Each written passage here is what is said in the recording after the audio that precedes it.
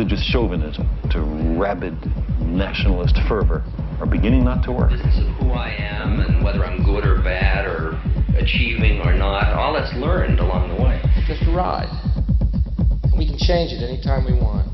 It's only a choice. No effort, no work, no job, no savings of money. I realized that I had the game wrong. That the game was to find out what I already was.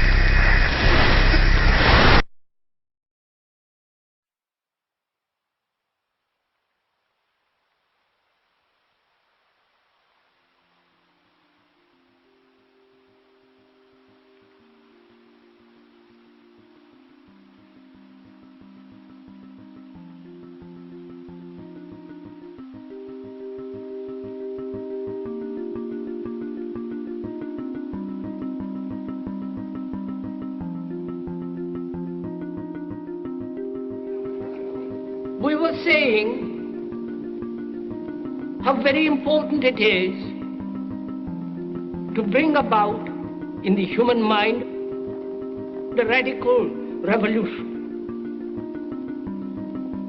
The crisis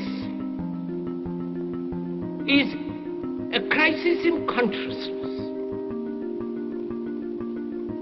a crisis that cannot anymore accept the old norms, the old patterns, the ancient traditions.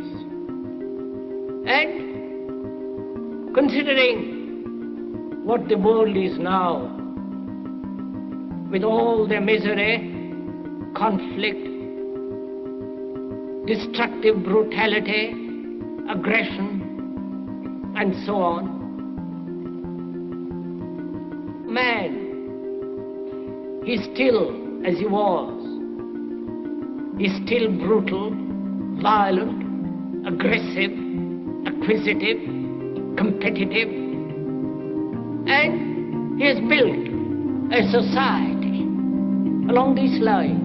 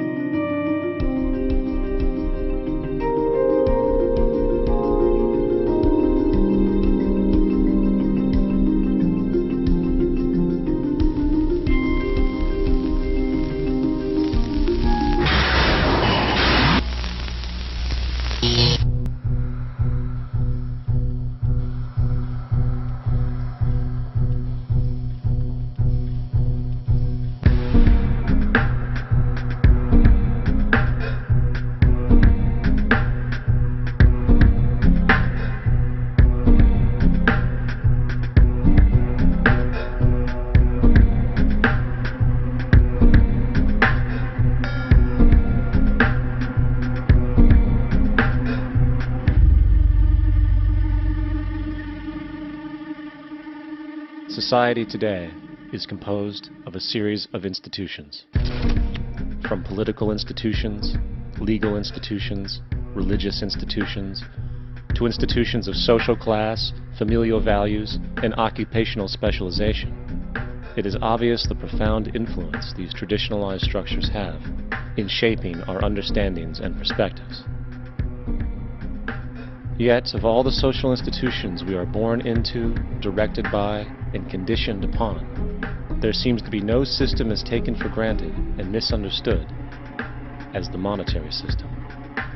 Taking on nearly religious proportions, the established monetary institution exists as one of the most unquestioned forms of faith there is.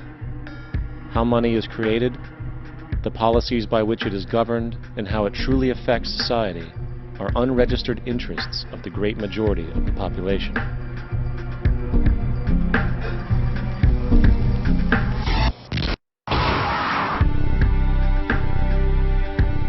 In a world where 1% of the population owns 40% of the planet's wealth, in a world where 34,000 children die every single day from poverty and preventable diseases, and where 50% of the world's population lives on less than $2 a day, one thing is clear: something is very wrong. And whether we are aware of it or not, the lifeblood of all of our established institutions, and thus society itself, is money. Therefore, understanding this institution of monetary policy is critical to understanding why our lives are the way they are. Unfortunately, economics is often viewed with confusion and boredom. Endless streams of financial jargon, coupled with intimidating mathematics, quickly deters people from attempts at understanding it. However, the fact is, the complexity associated with the financial system is a mere mask, designed to conceal one of the most socially paralyzing structures humanity has ever endured.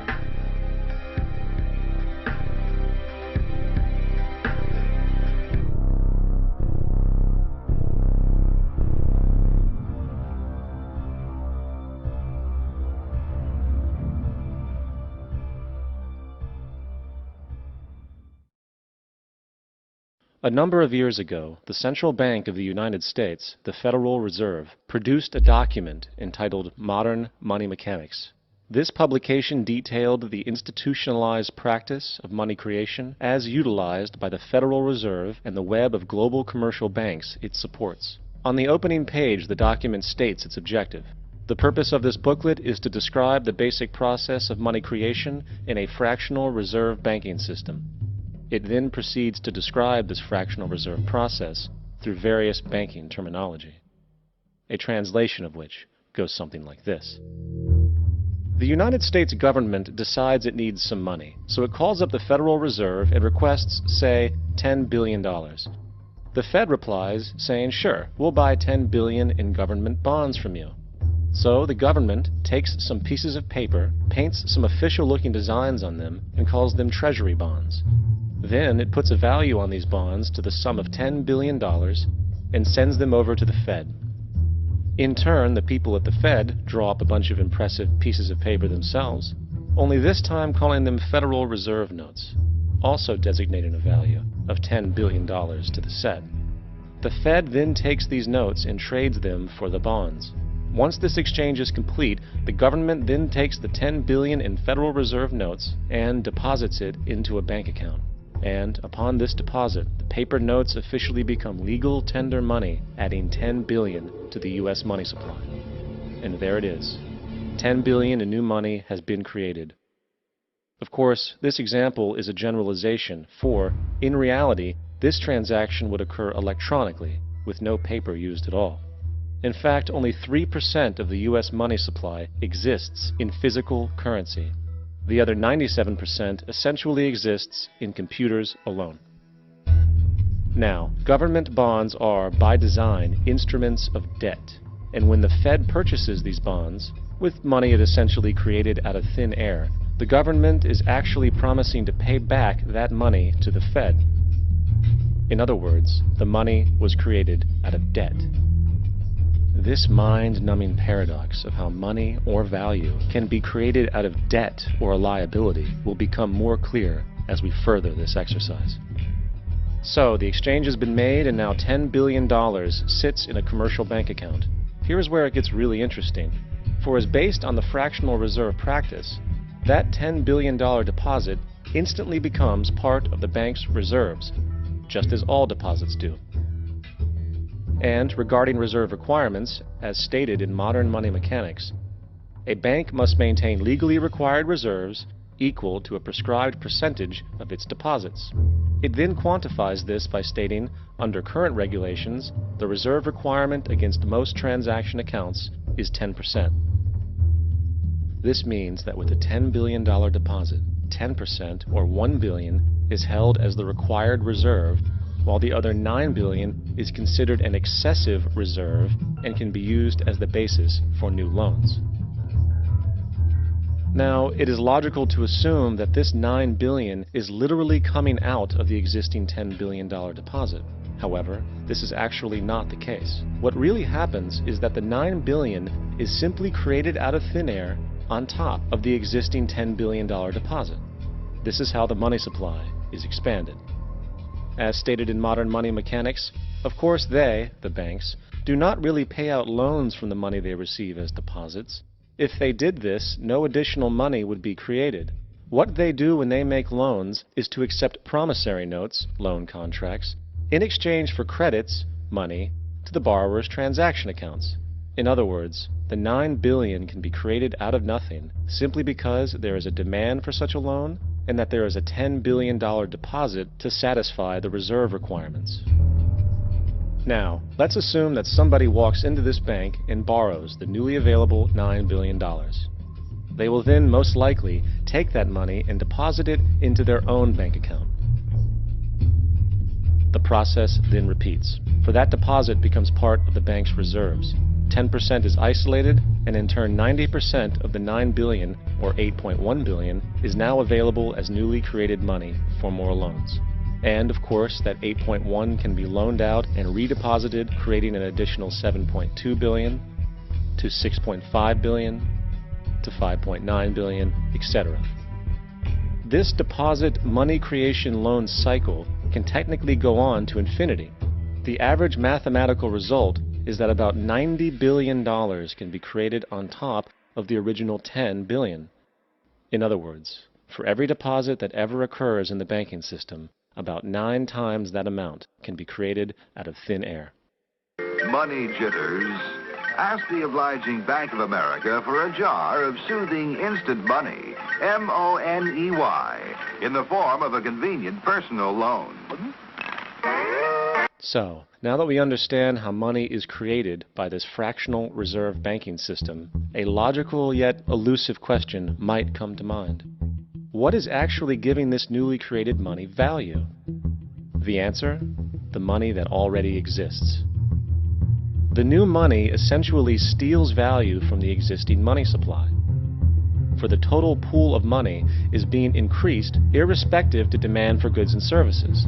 And as supply and demand finds equilibrium, prices rise, diminishing the purchasing power of each individual dollar.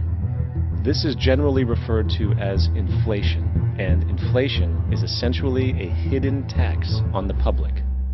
What is the advice that you generally get? And that is inflate the currency. They don't say debase the currency. They don't say devalue the currency. They don't say cheat the people who are saved. They say lower the interest rates. The real deception is when we distort the value of money. When we create money out of thin air, we have no savings, and yet there's so-called capital. So my question boils down to this: how in the world can we expect to solve the problems of inflation, that is, the increase in the supply of money, with more inflation? Of course, it can't. The fractional reserve system of monetary expansion is inherently inflationary. For the act of expanding the money supply without there being a proportional expansion of goods and services in the economy will always debase a currency. In fact, a quick glance at the historical values of the US dollar versus the money supply reflects this point definitively, for the inverse relationship is obvious. $1 in 1913 required $21.60 in 2007 to match value. That is a 96% devaluation since the Federal Reserve came into existence. Now, if this reality of inherent and perpetual inflation seems absurd and economically self-defeating, hold that thought, for absurdity is an understatement in regard to how our financial system really operates. For in our financial system, money is debt. And debt is money. Here is a chart of the U.S. money supply from 1950 to 2006. Here is a chart of the U.S. national debt for the same period. How interesting it is that the trends are virtually the same. For the more money there is, the more debt there is. The more debt there is, the more money there is. To put it a different way, every single dollar in your wallet is owed to somebody by somebody. For remember, the only way the money can come into existence is from loans. Therefore, if everyone in the country were able to pay off all debts, including the government, there would not be $1 in circulation.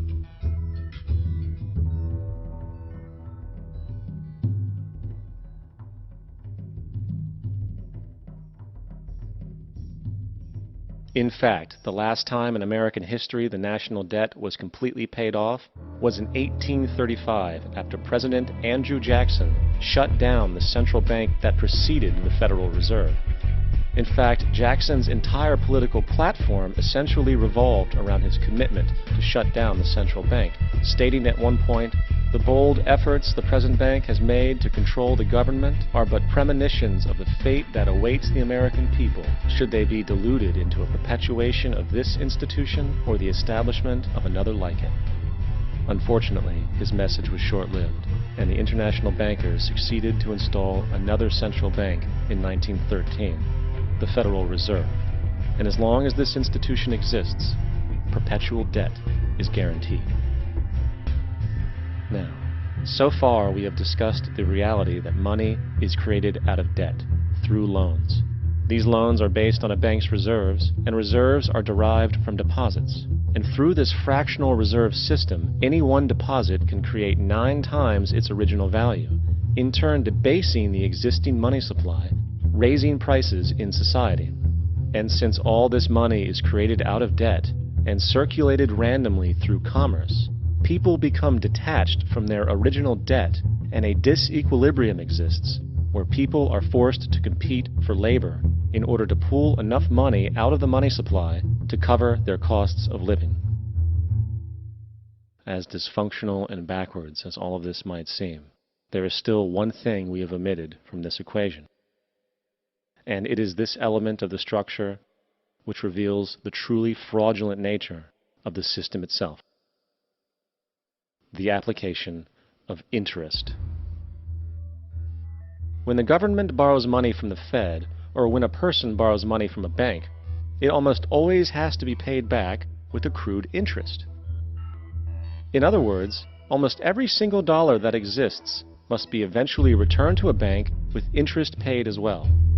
But if all money is borrowed from the central bank and is expanded by commercial banks through loans, only what would be referred to as the principal is being created in the money supply. So then, where is the money to cover all of the interest that is charged? Nowhere. It doesn't exist.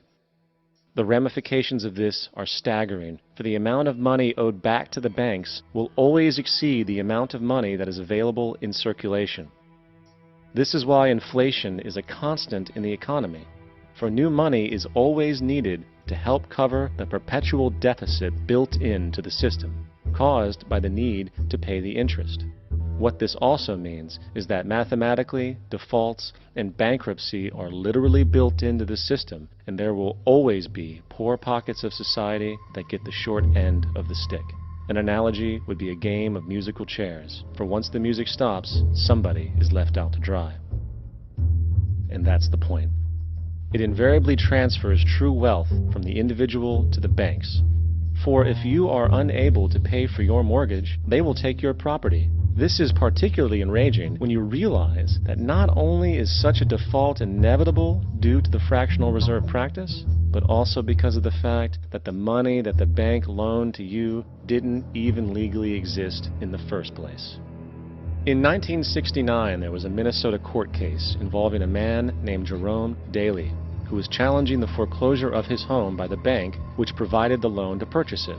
His argument was that the mortgage contract required both parties, being he and the bank, each put up a legitimate form of property for the exchange.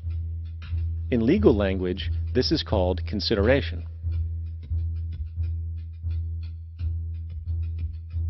Mr. Daly explained that the money was, in fact, not the property of the bank, for it was created out of nothing as soon as the loan agreement was signed.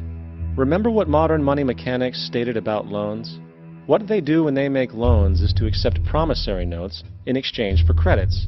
Reserves are unchanged by the loan transactions, but deposit credits constitute new additions to the total deposits of the banking system. In other words, the money doesn't come out of their existing assets. the bank is simply inventing it, putting up nothing of its own except for a theoretical liability on paper.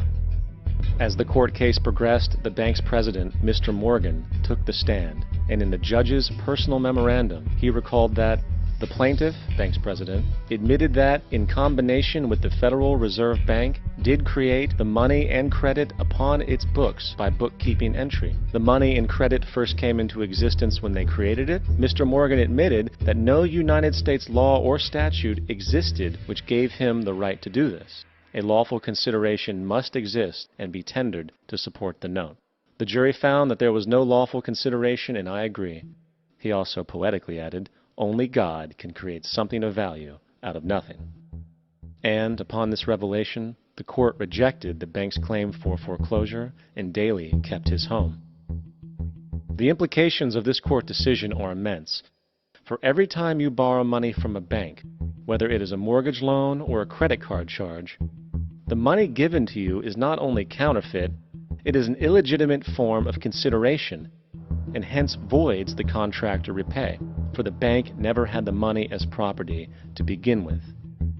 Unfortunately, such legal realizations are suppressed and ignored, and the game of perpetual wealth transfer and perpetual debt continues. And this brings us to the ultimate question: why? During the American Civil War, President Lincoln bypassed the high-interest loans offered by the European banks and decided to do what the Founding Fathers advocated, which was to create an independent and inherently debt-free currency. It was called the greenback. Shortly after this measure was taken, an internal document circulated between private British and American banking interests stated, "Slavery is but the owning of labor, and carries with it the care of laborers, while the European plan is that capital shall control labor by controlling wages. This can be done by controlling the money. It will not do to allow the greenback, as we cannot control that." The fractional reserve policy perpetrated by the Federal Reserve, which has spread in practice to the great majority of banks in the world, is, in fact, a system of modern slavery. Think about it. Money is created out of debt. And what do people do when they are in debt? They submit to employment to pay it off. But if money can only be created out of loans, how can society ever be debt-free? It can't. And that's the point. And it is the fear of losing assets coupled with the struggle to keep up with the perpetual debt and inflation inherent in the system, compounded by the inescapable scarcity within the money supply itself, created by the interest that can never be repaid, that keeps the wage slave in line, running on the hamster wheel with millions of others, in effect powering an empire that truly benefits only the elite at the top of the pyramid. For, at the end of the day, who are you really working for? The banks. Money is created in a bank and invariably ends up in a bank. They are the true masters, along with the corporations and governments they support. Physical slavery requires people to be housed and fed. Economic slavery requires people to feed and house themselves. It is one of the most ingenious scams for social manipulation ever created, and at its core, it is an invisible war against the population. Debt is the weapon used to conquer and enslave societies, and interest is its prime ammunition. And as the majority walks around oblivious to this reality, the banks, in collusion with governments and corporations, continue to perfect and expand their tactics of economic warfare, spawning new bases, such as the World Bank and International Monetary Fund, while also inventing a new type of soldier, the birth of the economic hitman.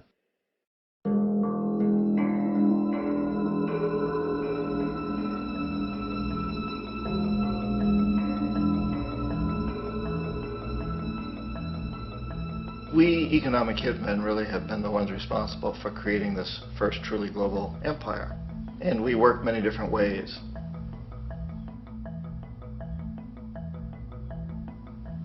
But perhaps the most common is that we will identify a country that has resources our corporations covet, like oil, and then arrange a huge loan to that country from the World Bank or one of its sister organizations.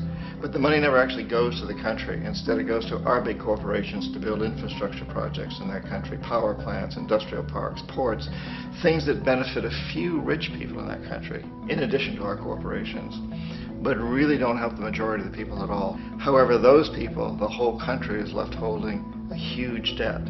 It's such a big debt they can't repay it, and that's part of the plan, that they can't repay it.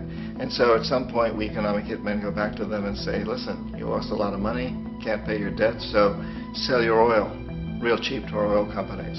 Allow us to build a military base in your country, or send troops in support of ours to someplace in the world like Iraq, or vote with us on the next UN vote. To have their electric utility company privatized and their water and sewage system privatized and sold to U.S. corporations or other multinational corporations.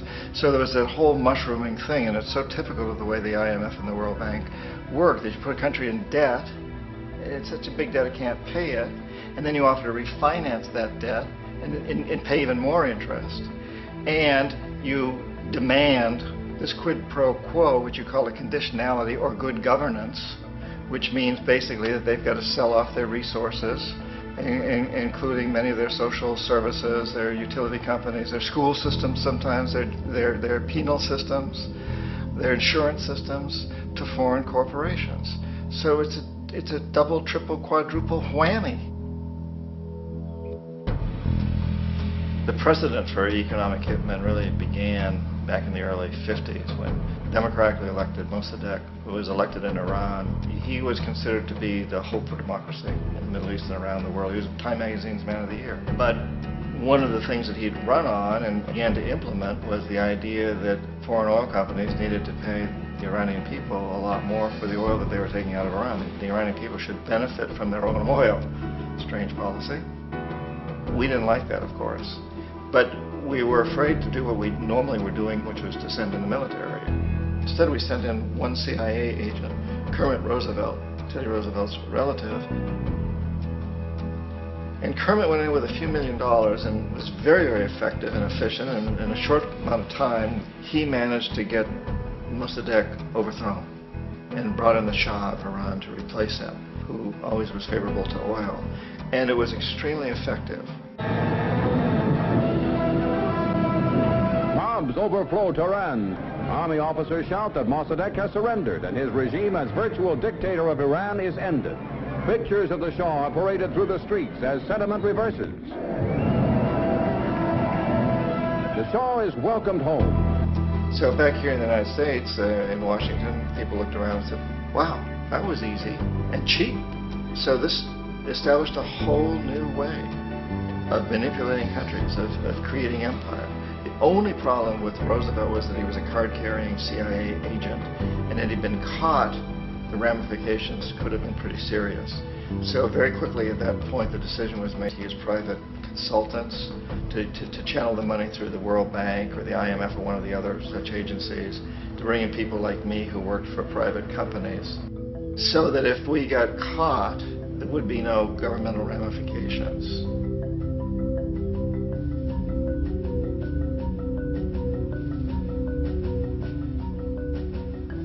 When Arbenz became president of Guatemala, the country was very much under the thumbs of United Fruit Company, the big international corporations. And Arbenz ran on this ticket that says, you know, we want to get the land back to the people. And once he took power, he was implementing policies that would do exactly that, give the land rights back to the people. United Fruit didn't like that very much. And so they hired a public relations firm, launched a huge campaign in the United States to convince the United States people, the citizens of the United States, and the press of the United States, and the Congress of the United States, that Arbenz was a Soviet puppet, and that if we allowed him to stay in power, the Soviets would have a foothold in this hemisphere. And that, at that point in time, was a huge fear on everybody's mind, the Red Terror, the Communist terror. And so, to make a long story short, out of this public relations campaign came a commitment on the part of the CIA and the military to take this man out. And in fact, we did. We sent in planes, we sent in soldiers, we sent in jackals, we sent everything in to take him out, and did take him out. And as soon as he was removed from office, the new guy that took over after him basically reinstated everything to the big international corporations, including United Fruit.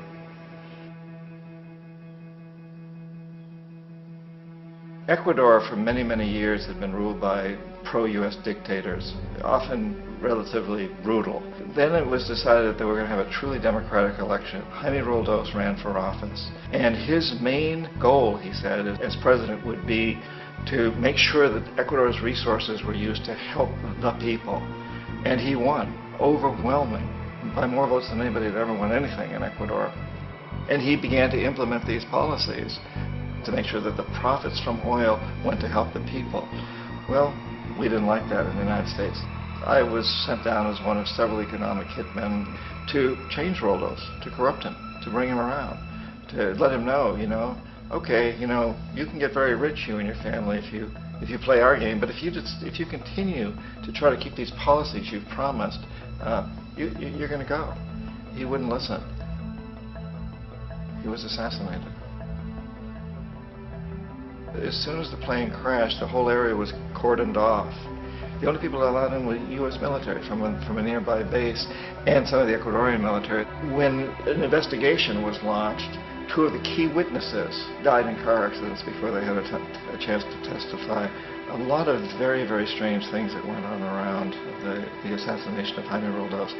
I, like most people who've really looked at this case, had absolutely no doubt that it was an assassination. And of course, in my position as an economic hitman, I was always expecting something to happen to Jaime, whether it be a coup or assassination, I wasn't sure, but that he would be taken down because he was not being corrupted. He would not allow himself to be corrupted the way we wanted to corrupt him. Omar Torrijos, president of Panama, was one of my favorite people. I really, really liked him. He was very charismatic. He was a guy who really wanted to help his country. And when I tried to bribe him or corrupt him, he said, look, John, he called me Juanito. He said, look, Juanito, I don't need the money. What I really need is for my country to be treated fairly. I need for the United States to repay the debts that you owe my people for all the destruction you've done here. I need to be in a position where I can help other Latin American countries win their independence and be free of this terrible presence from the north that you people are exploiting us so badly. I need to have the Panama Canal back in the hands of the Panamanian people. That's what I want. And so, leave me alone. Don't try to bribe me. It was 1981, and in May, Jaime Roldos was assassinated. And Omar was very aware of this. Torrijos got his family together and he said, I'm probably next, but it's okay because I've done what I came here to do. I've renegotiated the canal. The canal will now be in our hands. He just finished negotiating the treaty with Jimmy Carter. In June of that same year, just a couple of months later, he also went down in an airplane crash, which there's no question was executed by CIA-sponsored jackals. Tremendous amount of evidence that one of Torrijos' security guards handed him at the last moment as he was getting on the plane a tape recorder, a small tape recorder that contained a bomb.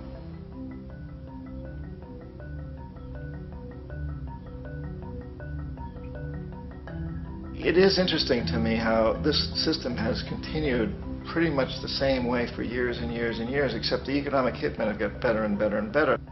Then we come up with, very recently, what happened in Venezuela. In 1998, Hugo Chavez gets elected president, following a long line of presidents who had been very corrupt and basically destroyed the economy of the country. And Chavez was elected amidst all that.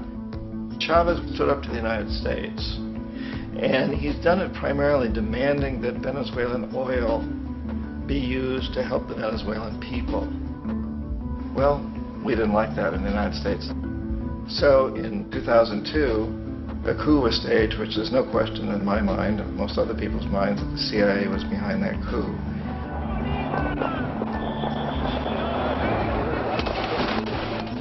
way that that coup was fomented was very reflective of what Kermit Roosevelt had done in Iran, of paying people to go out into the streets to riot, to protest, to say this Chavez is very unpopular. You know, if you can get a few thousand people to do that, television can make it look like it's the whole country, and things start to mushroom. Except in the case of Chavez, he was smart enough, and the people were so strongly behind him that they overcame it, which was a phenomenal moment in the history of Latin America.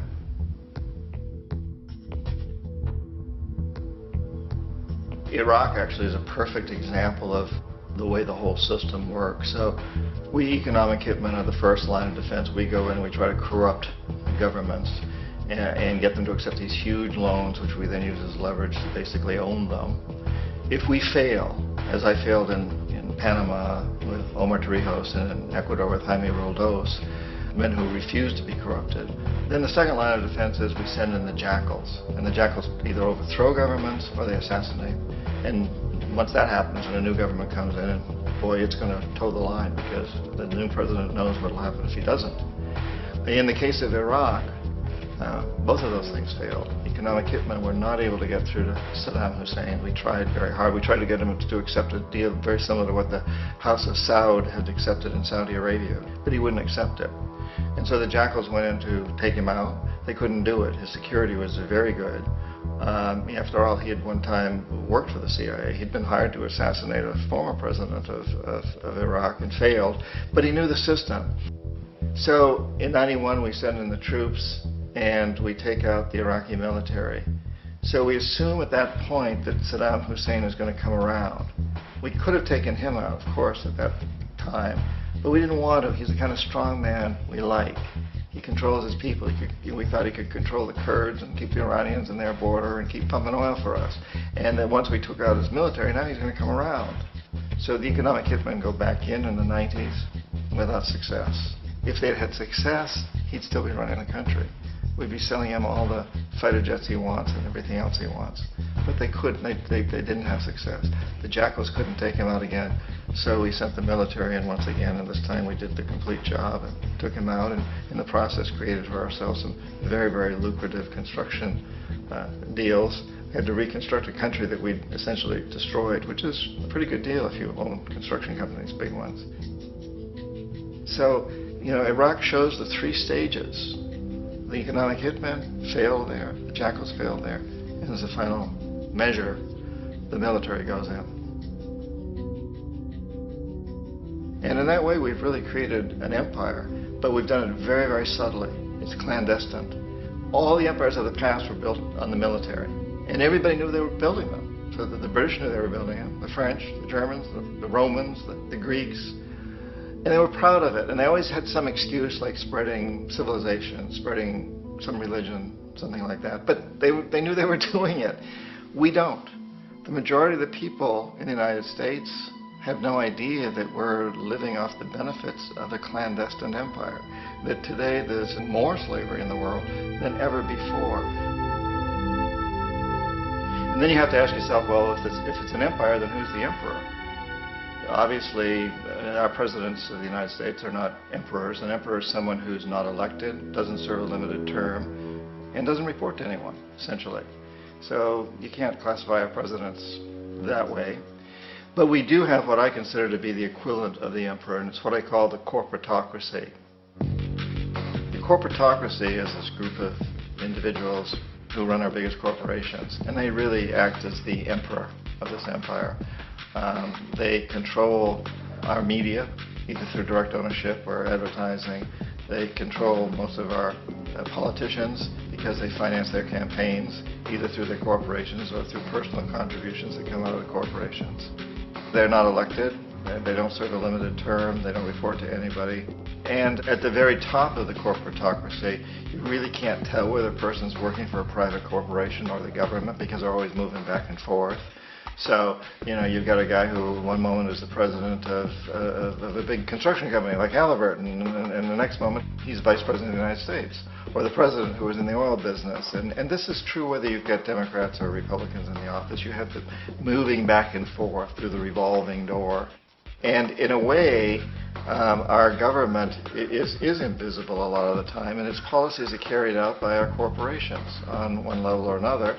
And then again, the policies of the government are basically forged by the corporatocracy and then presented to the government. They become government policy. So it's an incredibly cozy relationship. This isn't a conspiracy theory type of thing. These people don't have to get together and plot to do things.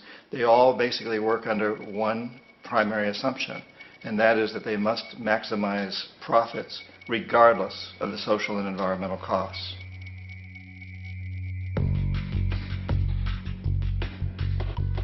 This process of manipulation by the corporatocracy through the use of debt, bribery, and political overthrow is called globalization. Just as the Federal Reserve keeps the American public in a position of indentured servitude through perpetual debt, inflation, and interest, the World Bank and IMF serve this role on a global scale. The basic scam is simple. Put a country in debt either by its own indiscretion or through corrupting the leader of that country, then impose conditionalities or structural adjustment policies, often consisting of the following. Currency devaluation. When the value of a currency drops, so does everything valued in it. This makes indigenous resources available to predator countries at a fraction of their worth. Large funding cuts for social programs. These usually include education and healthcare, compromising the well-being and integrity of the society, leaving the public vulnerable to exploitation. Privatization of state-owned enterprises. This means that socially important systems can be purchased and regulated by foreign corporations for profit. For example, in 1999, the World Bank insisted that the Bolivian government sell the public water system of its third largest city to a subsidy of the U.S. corporation Bechtel. As soon as this occurred, water bills for the already impoverished local residents skyrocketed. It wasn't until after a full-blown revolt by the people that the Bechtel contract was nullified. Then there is trade liberalization, or the opening up of the economy through removing any restrictions on foreign trade. This allows for a number of abusive economic manifestations, such as transnational corporations bringing in their own mass-produced products, undercutting the indigenous production and ruining local economies. An example is Jamaica, which, after accepting loans and conditionalities from the World Bank, lost its largest cash crop markets due to competition with Western imports. Today, countless farmers are out of work, for they are unable to compete with the large corporations. Another variation is the creation of numerous, seemingly unnoticed, unregulated, inhumane sweatshop factories, which take advantage of the imposed economic hardship. Additionally, due to production deregulation, environmental destruction is perpetual, as a country's resources are often exploited by the indifferent corporations while outputting large amounts of deliberate pollution. The largest environmental lawsuit in the history of the world today is being brought on behalf of 30,000 Ecuadorian Amazonian people against Texaco, which is now owned by Chevron. So today it's against Chevron, but for activities conducted by Texaco. Estimated to be more than 18 times what the Exxon Valdez dumped into the coast of Alaska. In the case of Ecuador, it wasn't an accident. The oil companies did it intentionally. They knew they were doing it to save money out there rather than arranging for proper disposal. Furthermore, a cursory glance at the performance record of the World Bank reveals that the institution, which publicly claims to help poor countries develop and alleviate poverty, has done nothing but increase poverty and the wealth gap, while corporate profits soar. In 1960, the income gap between the fifth of the world's people in the richest countries versus the fifth in the poorest countries was 30 to 1. By 1998, it was 74 to 1. While global GNP rose 40% between 1970 and 1985, those in poverty actually increased by 17%. While from 1985 to 2000, those living on less than $1 a day increased by 18%. Even the Joint Economic Committee of the U.S. Congress admitted that there is a mere 40% success rate of all World Bank projects. In the late 1960s, the World Bank intervened in Ecuador with large loans. During the next 30 years, poverty grew from 50% to 70%. Under or unemployment grew from 15 to 70%. Public debt increased from 240 million to 16 billion, while the share of resources allocated to the poor went from 20% to 6%. In fact, by the year 2000, 50% of Ecuador's national budget had to be allocated for paying its debts.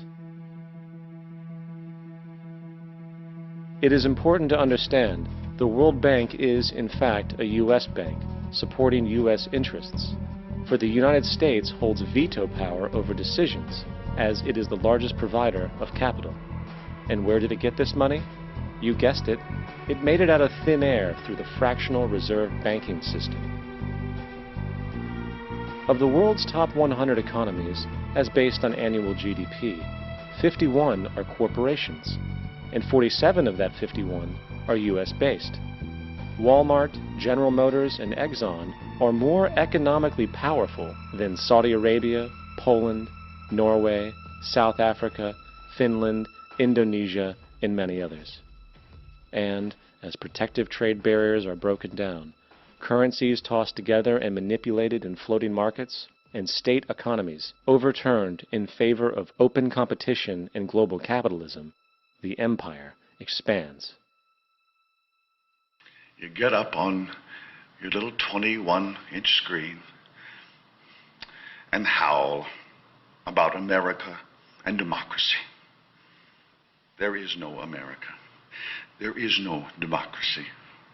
There is only IBM and ITT and AT&T and DuPont, Dow, Union Carbide, and Exxon. Those are the nations of the world today. What do you think the Russians talk about in their councils of state? Karl Marx? They get out their linear programming charts, statistical decision theories, minimax solutions, and compute the price-cost probabilities of their transactions and investments, just like we do. We no longer live in a world of nations and ideologies, Mr. Beale. The world is a college of corporations, inexorably determined by the immutable bylaws of business. The world is a business, Mr. Beale.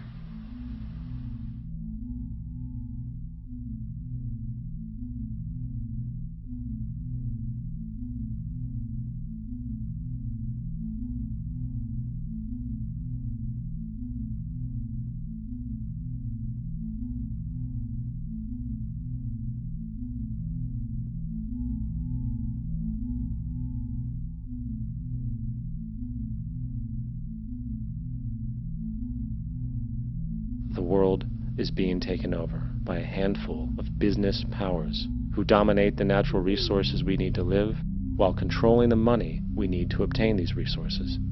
The end result will be world monopoly, based not on human life, but financial and corporate power. And as the inequality grows, naturally more and more people are becoming desperate. So the establishment was forced to come up with a new way to deal with anyone who challenges the system. So they gave birth to the terrorist. The term terrorist is an empty distinction, designed for any person or group who chooses to challenge the establishment. This isn't to be confused with the fictional Al-Qaeda, which was actually the name of a computer database for the US-supported Mujahideen in the 1980s.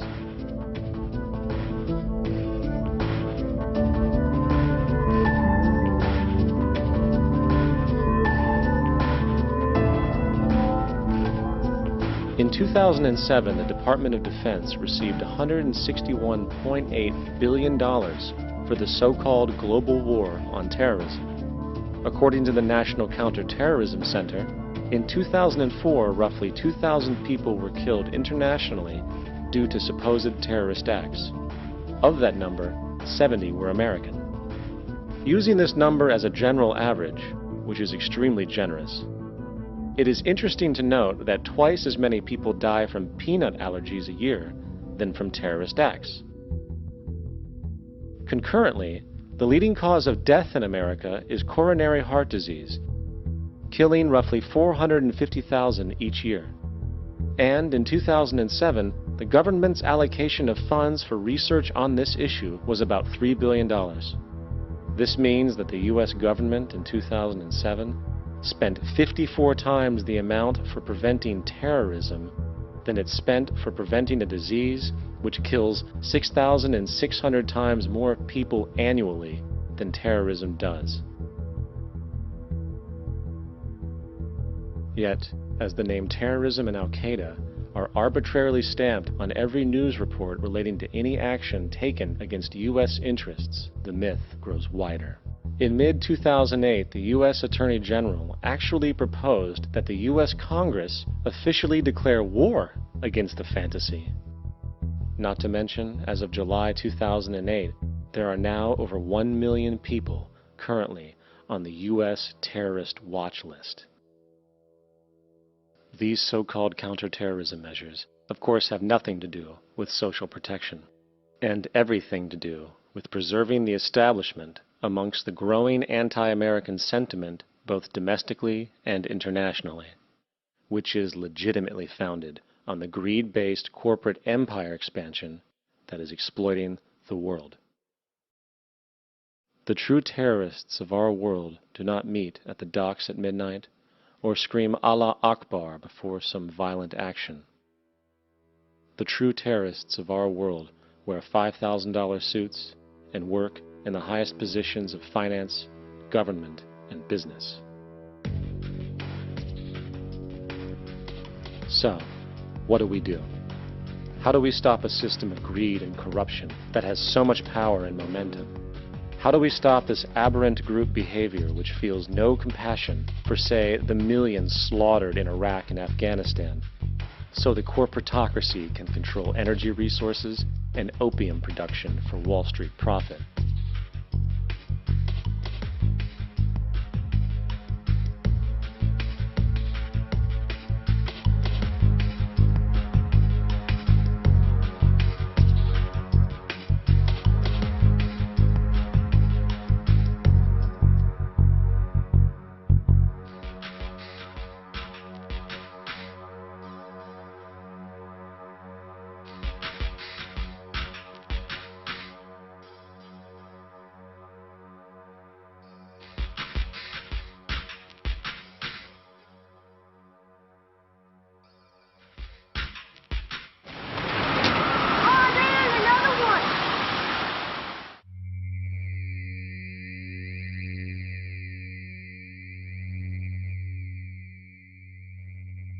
How do we stop a system of greed and corruption that condemns poor populations to sweatshop slavery for the benefit of Madison Avenue?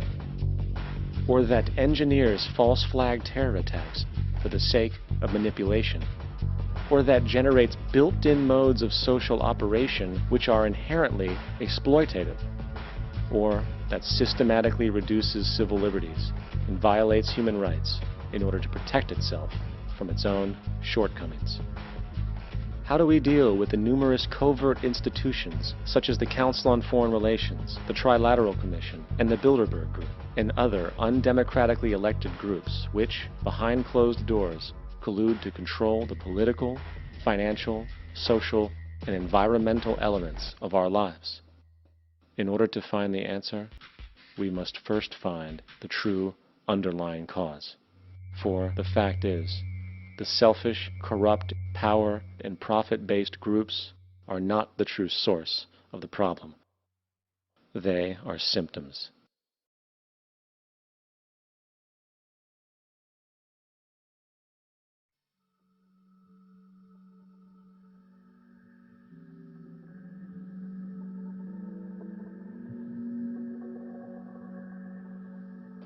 My name is Jock Fresco.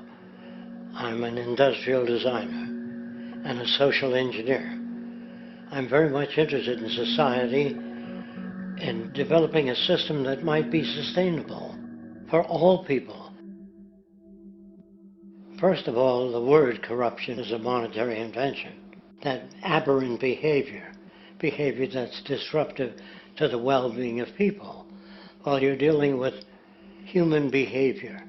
And human behavior appears to be environmentally determined, meaning if you were raised by the Seminole Indians as a baby, never saw anything else, you'd hold that value system.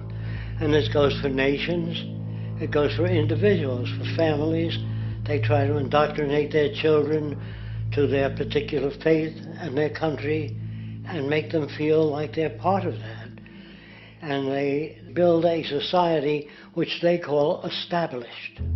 They establish a workable point of view and tend to perpetuate that, whereas all societies are really emergent, not established. And so they fight new ideas that would interfere with the establishment. Governments try to perpetuate that which keeps them in power. People are not elected to political office to change things. They're put there to keep things the way they are. So you see, the basis of corruption is in our society. Let me make it clear. All nations, then, are basically corrupt because they tend to uphold existing institutions. I don't mean to uphold or downgrade all nations, but communism, socialism, fascism, the free enterprise system, and all other subcultures are the same. They are all basically corrupt. The most fundamental characteristic of our social institutions is the necessity for self-preservation. Whether dealing with a corporation, a religion, or a government, the foremost interest is to preserve the institution itself. For instance, the last thing an oil company would ever want is the utilization of energy that was outside of its control, for it makes that company less relevant to society. Likewise, the Cold War and the collapse of the Soviet Union was, in reality, a way to preserve and perpetuate the established economic and global hegemony of the United States. Similarly, religions condition people to feel guilty for natural inclinations, each claiming to offer the only path to forgiveness and salvation. At the heart of this institutional self-preservation lies the monetary system, for it is money that provides the means for power and survival. Therefore, just as a poor person might be forced to steal in order to survive, it is a natural inclination to do whatever is needed to continue an institution's profitability. This makes it inherently difficult for profit-based institutions to change, for it puts in jeopardy not only the survival of large groups of people, but also the coveted materialistic lifestyles associated with affluence and power. Therefore, the paralyzing necessity to preserve an institution, regardless of its social relevance, is largely rooted in the need for money or profit.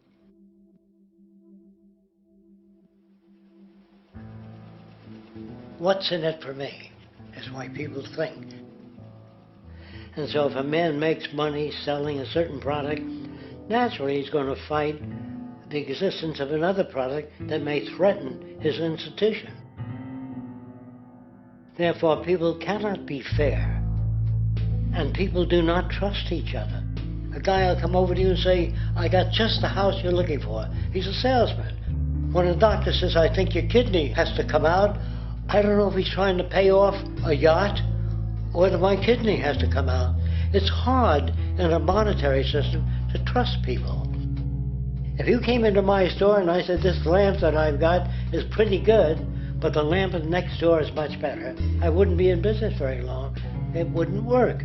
If I were ethical, it wouldn't work. So when you say industry cares for people, that's not true. They can't afford to be ethical. So your system is not designed to serve the well-being of people. If you still don't understand that, there would be no outsourcing of jobs if they cared about people. Industry does not care. They only hire people because it hasn't been automated yet. So don't talk about decency and ethics. We cannot afford it and remain in business. It is important to point out that regardless of the social system, whether fascist, socialist, capitalist, or communist, the underlying mechanism is still money, labor, and competition. Communist China is no less capitalistic than the United States, The only difference is the degree by which the state intervenes in enterprise. The reality is that monetaryism, so to speak, is the true mechanism that guides the interests of all the countries on the planet. The most aggressive and hence dominant variation of this monetaryism is the free enterprise system. The fundamental perspective, as put forth by early free market economists like Adam Smith, is that self-interest in competition leads to social prosperity, as the act of competition creates incentive, which motivates people to persevere.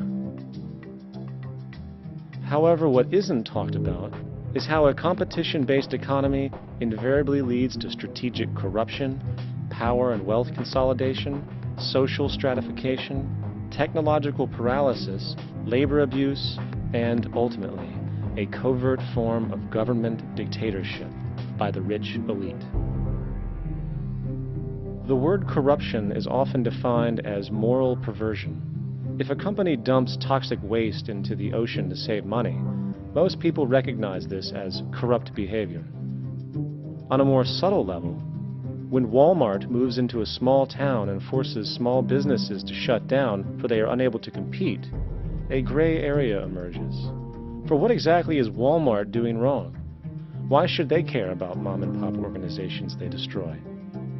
Yet, even more subtly, when a person gets fired from their job because a new machine has been created which can do the work for less money, people tend to just accept that as the way it is, not seeing the inherent corrupt inhumanity of such an action.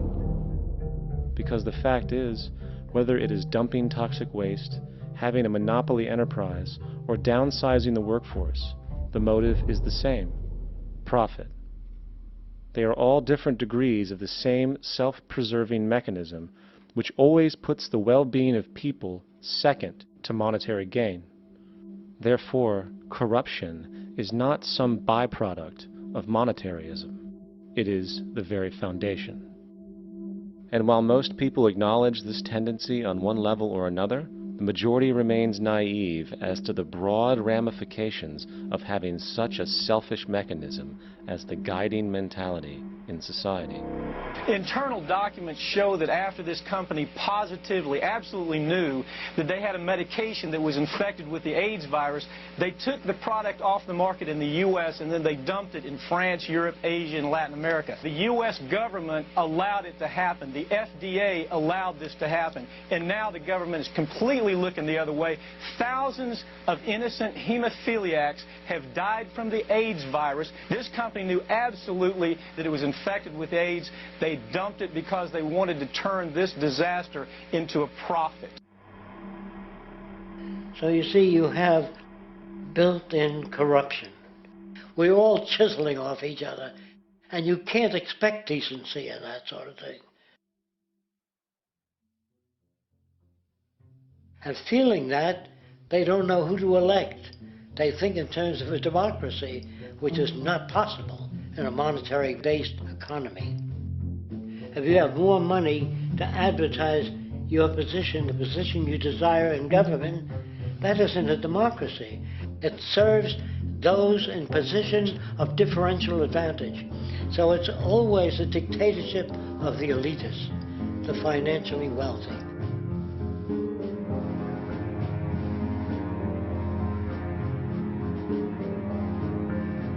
It is an interesting observation to note how seemingly unknown personalities magically appear on the scene as presidential candidates. Then, before you know it, somehow you are left to choose from a small group of extremely wealthy people who suspiciously have the same broad social view. Obviously, it's a joke. The people placed on the ballot are done so because they have been pre-decided to be acceptable by the established financial powers who actually run the show. Yet, many who understand this illusion of democracy often think, if only we could just get our honest, ethical politicians in power, then we would be okay. Well, while this idea, of course, seems reasonable in our established, oriented worldview, it is, unfortunately, another fallacy. For when it really comes down to what is actually important, the institution of politics, and thus politicians themselves, have absolutely no true relevance as to what makes our world and society function. It's not politicians that can solve problems. They have no technical capabilities. They don't know how to solve problems. Even if they were sincere, they don't know how to solve problems. It's the technicians that produce the desalination plants. It's the technicians that give you electricity, that give you motor vehicles, that heat your house and cool it in the summertime. It's technology that solves problems, not politics. Politics cannot solve problems because they're not trained to do so. Very few people today stop and consider what it is that actually improves their lives. Is it money? Obviously not. One cannot eat money or stuff money into their car to get it to run. Is it politics? All politicians can do is create laws, establish budgets, and declare war. Is it religion? Of course not. Religion creates nothing except intangible emotional solace for those who require it. The true gift that we as human beings have, which has been solely responsible for everything that has improved our lives, is technology. What is technology? Technology is a pencil which allows one to solidify ideas on paper for communication. Technology is an automobile which allows one to travel faster than feet would allow. Technology is a pair of eyeglasses which enables sight for those who need it. Applied technology itself is merely an extension of human attributes which reduces human effort, freeing humans from a particular chore or problem. Imagine what your life would be like today without a telephone, or an oven, or a computer, or an airplane. Everything in your home which you take for granted, from a doorbell, to a table, to a dishwasher, is technology generated from the creative, scientific ingenuity of human technicians, not money, politics, or religion. These are false institutions. And writing your congressman is fantastic. They tell you to write your congressman if you want something done. The men in Washington should be at the forefront of technology, the forefront of human studies, the forefront of crime, all the factors that shape human behavior. You don't have to write your congressman. What kind of people are they that are appointed to do that job? The future will have great difficulty. And the question that's raised by politicians is, how much will a project cost? The question is not how much will it cost. Do we have the resources? And we have the resources today to house everyone, build hospitals all over the world, build schools all over the world, the finest equipment and labs for teaching and doing medical research. So you see, we have all that, but we're in a monetary system. And in a monetary system, there's profit. And what is the fundamental mechanism that drives the profit system besides self-interest? What is it exactly that maintains that competitive edge at its core? Is it high efficiency and sustainability? No, that isn't part of their design. Nothing produced in our profit-based society is even remotely sustainable or efficient. If it was, there wouldn't be a multi-million-dollar-a-year service industry for automobiles, nor would the average lifespan for most electronics be less than 3 months before they're obsolete. Is it abundance? Absolutely not. Abundance, as based on the laws of supply and demand, is actually a negative thing. If a diamond company finds 10 times the usual amount of diamonds during their mining, it means the supply of diamonds has increased, which means the cost and profit per diamond drops. The fact is, efficiency, sustainability, and abundance are enemies of profit. To put it into a word, it is the mechanism of scarcity that increases profits. What is scarcity? Based on keeping products valuable. Slowing up production on oil raises the price. Maintaining scarcity of diamonds keeps the price high. They burn diamonds at the Kimberley diamond mines. They're made of carbon. That keeps the price up. So then, what does it mean for society when scarcity, either produced naturally or through manipulation, is a beneficial condition for industry. It means that sustainability and abundance will never ever occur in a profit system, for it simply goes against the very nature of the structure. Therefore, it is impossible to have a world without war or poverty. It is impossible to continually advance technology to its most efficient and productive states. And, most dramatically, it is impossible to expect human beings to behave in truly ethical or decent ways.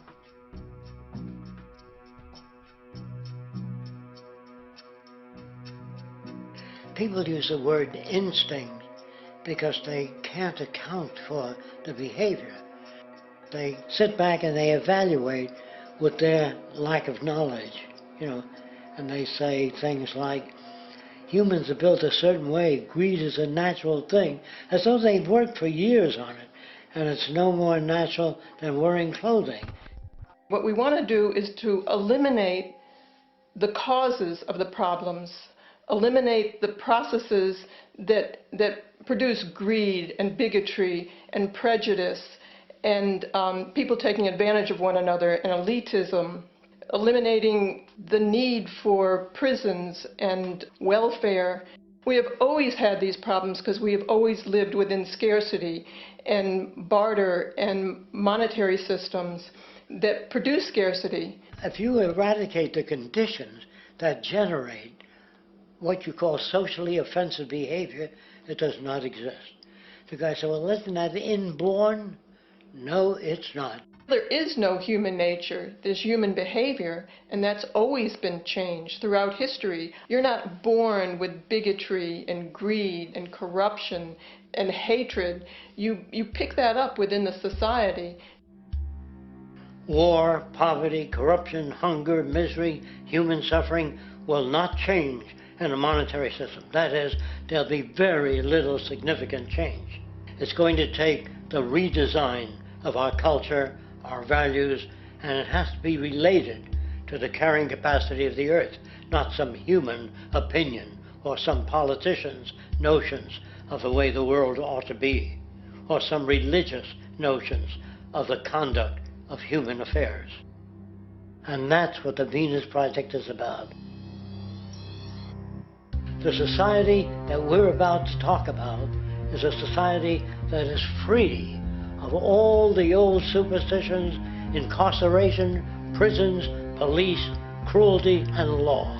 All laws will disappear, and the professions will disappear that are no longer valid, such as stockbrokers, bankers, advertising, gone forever, because it's no longer relevant. When we understand that it is technology devised by human ingenuity which frees humanity and increases our quality of life, we then realize that the most important focus we can have is on the intelligent management of the Earth's resources. For it is from these natural resources we gain the materials to continue our path of prosperity. Understanding this, we then see that money fundamentally exists as a barrier to these resources, for virtually everything has a financial cost. And why do we need money to obtain these resources? Because of real or assumed scarcity. We don't usually pay for air and tap water because it is in such high abundance, selling it would be pointless. So then, logically speaking, if resources and technologies applicable to creating everything in our societies, such as houses, cities, and transportation, were in high enough abundance, there would be no reason to sell anything.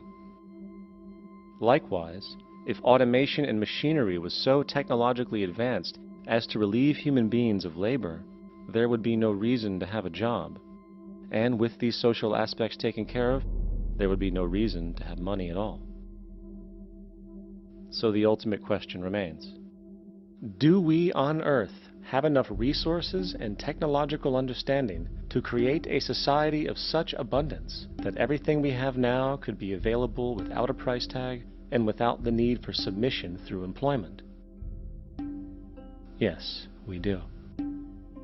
We have the resources and technology to enable this at a minimum, along with the ability to raise the standard of living so high that people in the future will look back at our civilization now and gawk at how primitive and immature our society was. What the Venus Project proposes is an entirely different system that's updated to present-day knowledge. We've never given scientists the problem of how do you design a society which would eliminate boring and monotonous jobs, that would eliminate accidents in transportation, that would enable people to have a high standard of living, that would eliminate poisons in our food, that would give us other sources of energy that are clean and efficient. We can do that out there.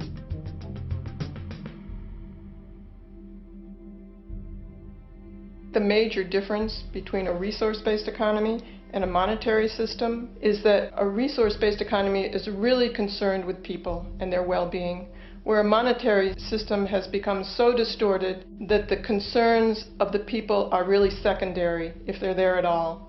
The products that are turned out are for how much money you can get. If there is a problem in society and you can't earn money from solving that problem, then it won't be done.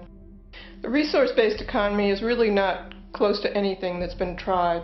And with all our technology today, we can create abundance. It could be used to improve everyone's lifestyle. Abundance all over the world if we use our technology wisely and maintain the environment. It's a very different system, and it's very hard to talk about because the public is not that well enough informed as to the state of technology.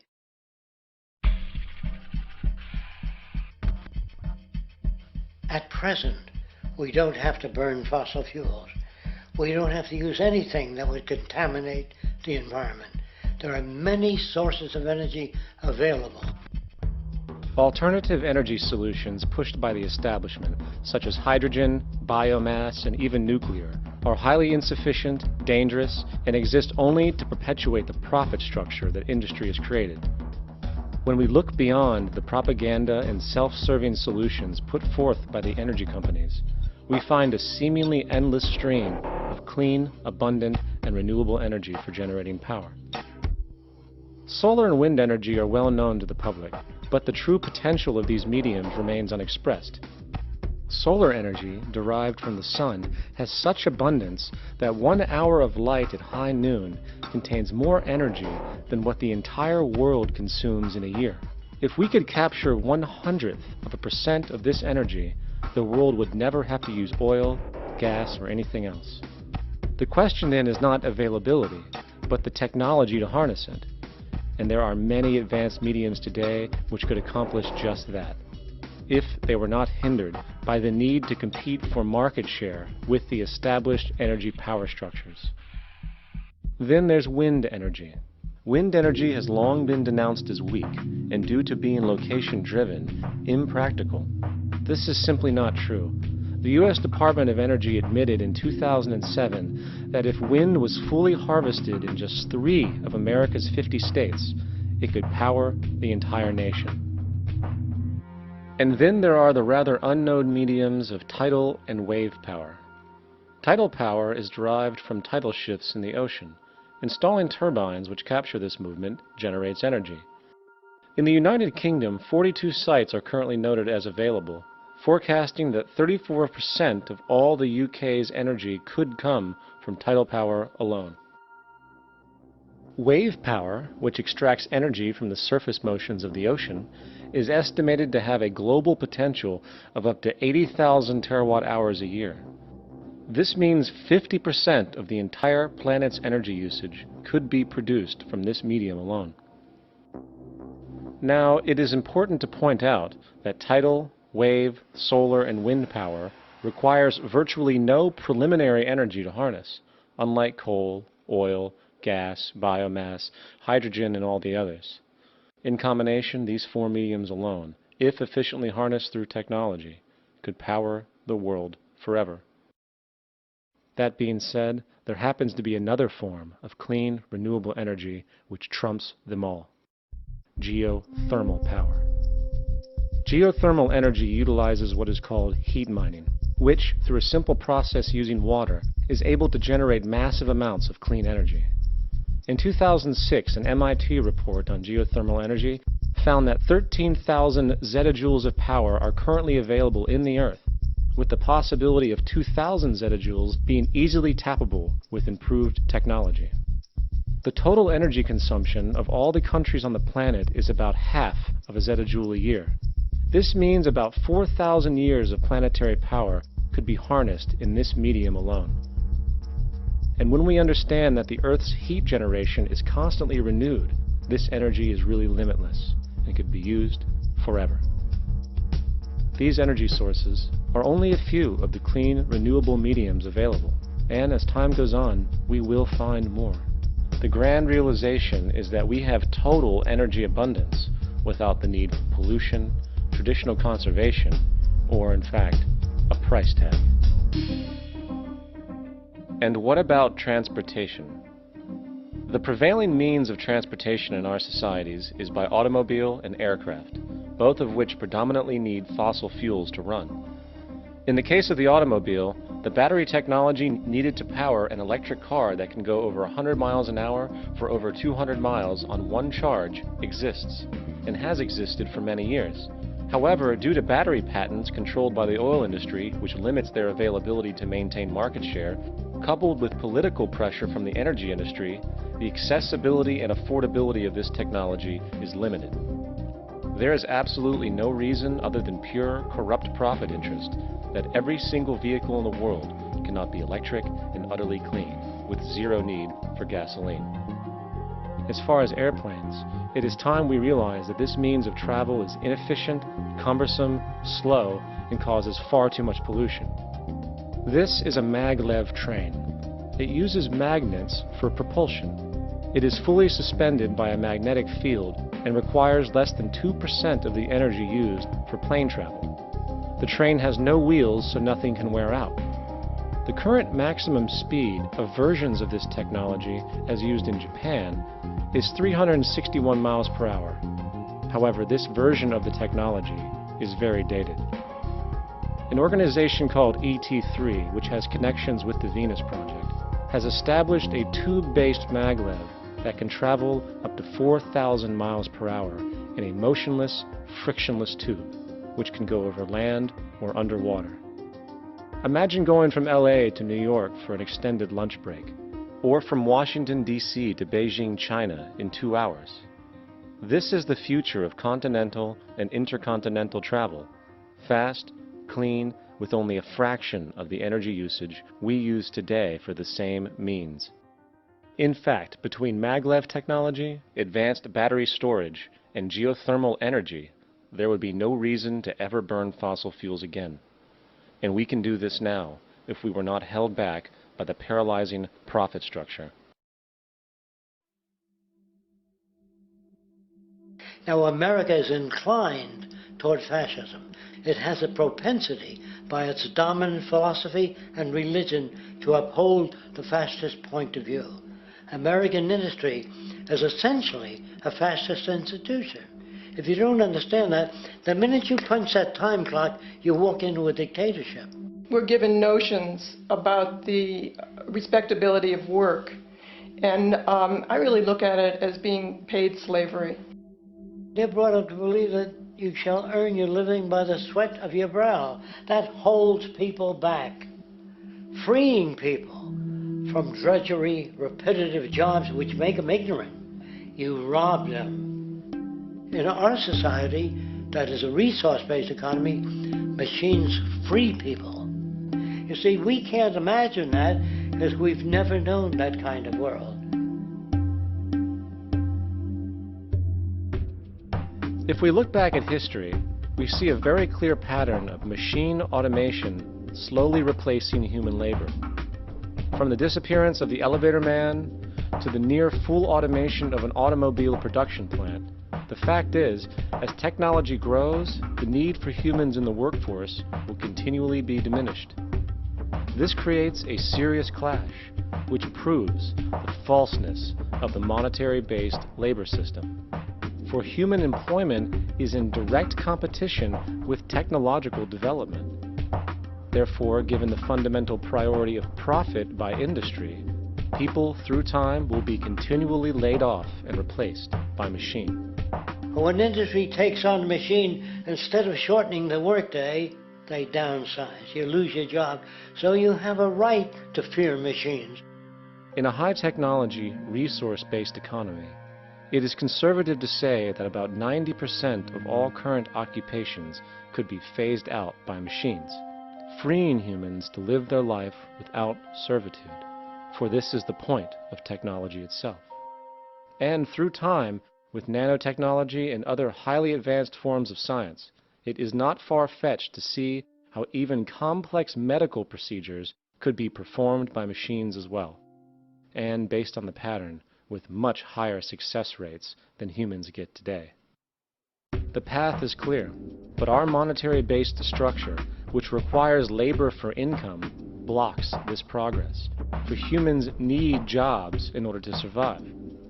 The bottom line is that this system must go, or we will never be free, and technology will be constantly paralyzed. We have machines that clean out sewers. It frees a human being from doing that. So look at machines as extensions of human performance.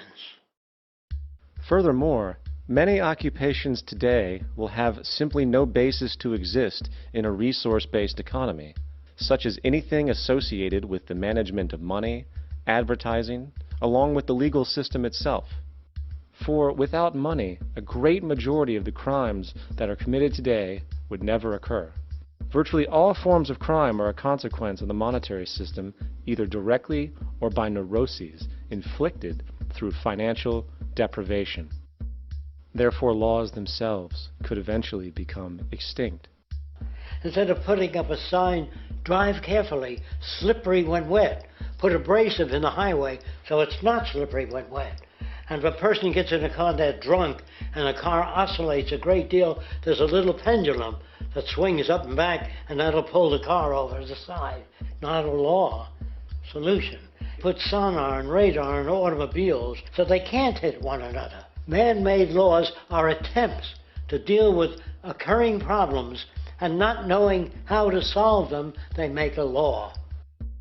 In the United States, the most privatized, capitalist country on the planet, it should come as no surprise that it also has the largest prison population in the world, growing every year.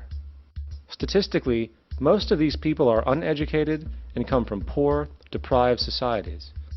And, contrary to propaganda, it is this environmental conditioning which lures them into criminal and violent behavior. However, society looks the other way in regard to this point. The legal and prison systems are just more examples of how our society avoids examining the root causes of behavior. Billions are spent each year on prisons and police, while only a fraction is spent on programs for poverty, which is one of the most fundamental variables responsible for crime to begin with. And as long as we have an economic system which prefers and in fact creates scarcity and deprivation, crime will never go away.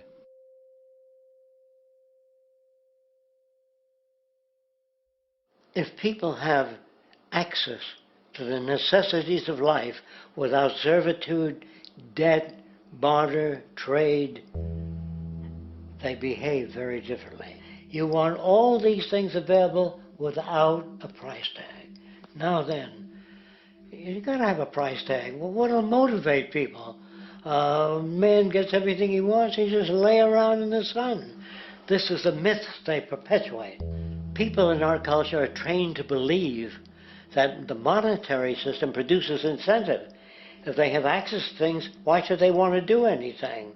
They will lose their incentive. That's what you're taught to support the monetary system. When you take money out of the scenario, there would be different incentives, very different incentives. When people have access to the necessities of life, their incentives change. What about the moon and the stars? New incentives arise. If you make a painting that you enjoy, you will enjoy giving it to other people, not selling it.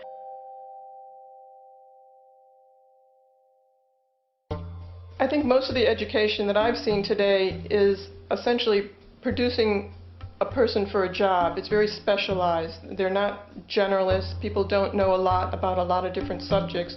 I don't think you could get people to go to war if they knew a lot about a lot of things. I think education is mostly rote, and they're not taught how to solve problems. They're not given the tools, emotionally or within their own field, of how to do critical thinking. A resource-based economy, the education would be very different. Our society's major concern is mental development and to motivate each person to their highest potential. Because our philosophy is the smarter people are, the richer the world, because everybody becomes a contributor. The smarter your kids are, the better my life will be, because they'll be contributing more constructively to the environment and to my life, because everything that we devise within a resource-based economy would be applied to society. There would be nothing to hold it back. Patriotism, weapons, armies, navies, all that is a sign that we're not civilized yet. Kids will ask their parents, didn't you see the necessity of the machines? Dad, couldn't you see that war was inevitable when you produce scarcity? Isn't it obvious? Of course the kid will understand that you were pinheads, raised merely to serve the established institutions. We're such an abominable, sick society that we won't make the history book.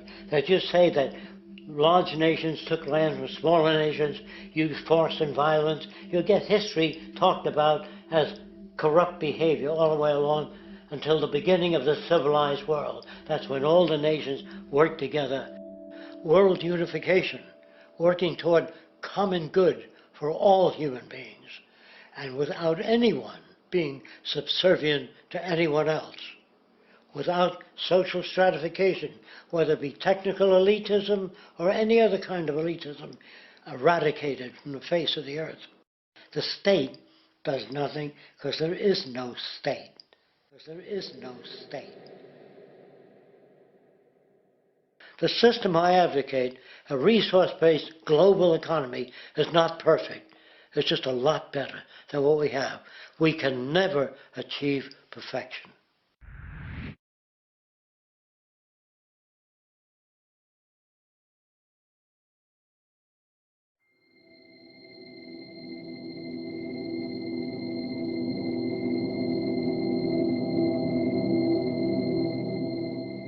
The social values of our society, which has manifested in perpetual warfare, corruption, oppressive laws, social stratification, irrelevant superstitions, environmental destruction, and a despotic, socially indifferent, profit-oriented ruling class, is fundamentally the result of a collective ignorance of two of the most basic insights humans can have about reality: the emergent and symbiotic aspects of natural law. The emergent nature of reality is that all systems, whether it is knowledge, society, technology, philosophy, or any other creation, will, when uninhibited, undergo fluid, perpetual change. What we consider commonplace today, such as modern communication and transportation, would have been unimaginable in ancient times. Likewise, the future will contain technologies, realizations, and social structures that we cannot even fathom in the present.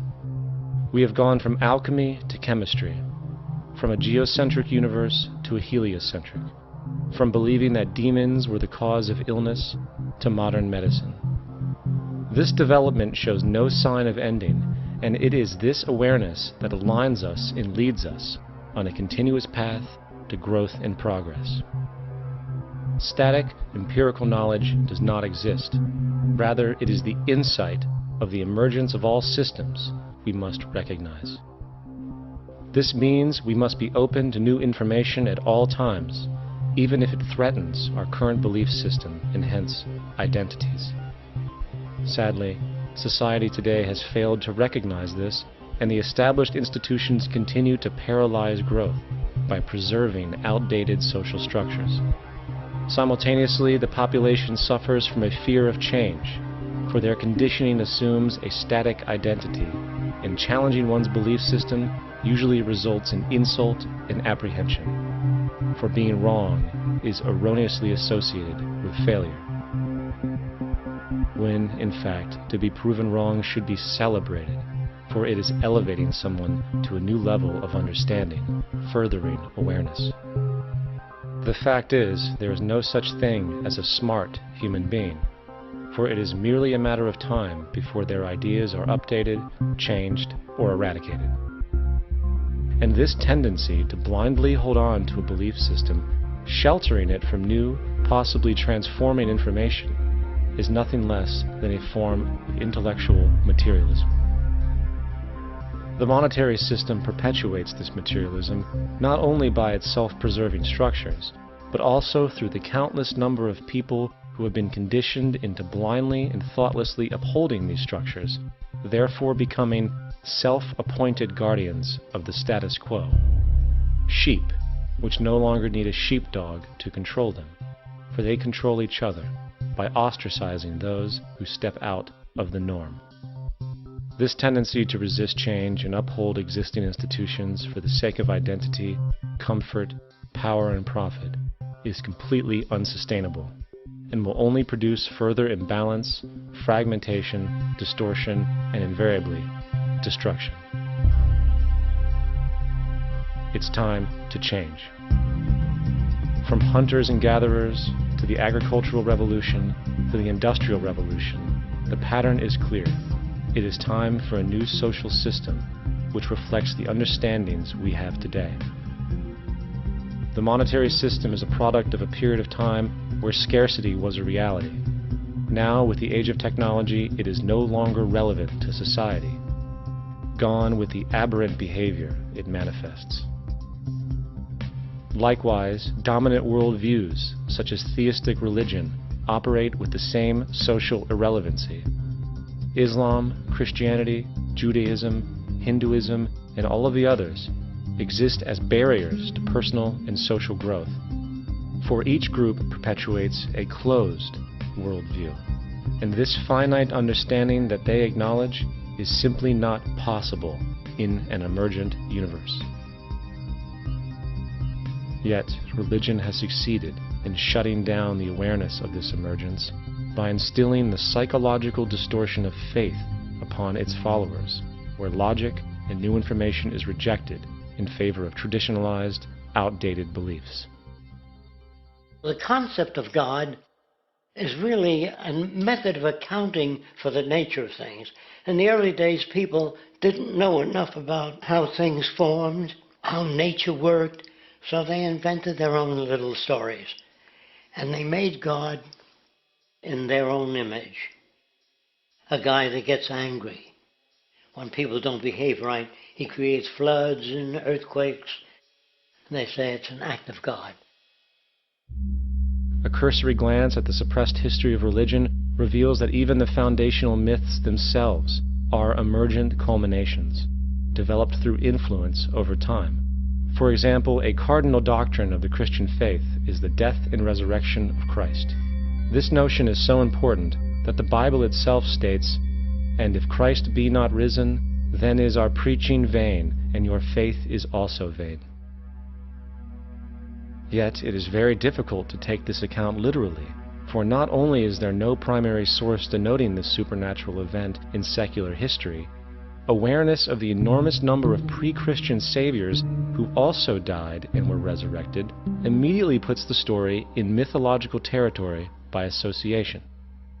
Early church figures such as Tertullian went to great lengths to break these associations, even claiming that the devil caused the similarities to occur, stating in the 2nd century, "The devil, whose business is to pervert the truth, mimics the exact circumstance of the divine sacraments.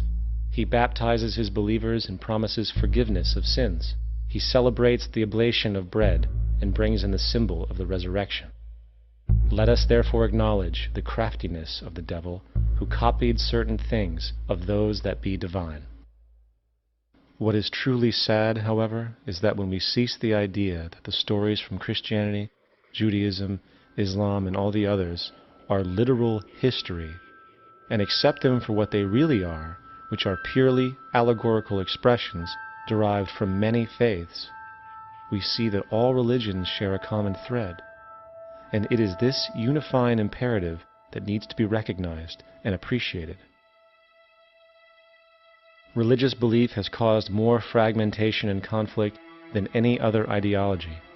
Christianity alone has 34,000 different subgroups.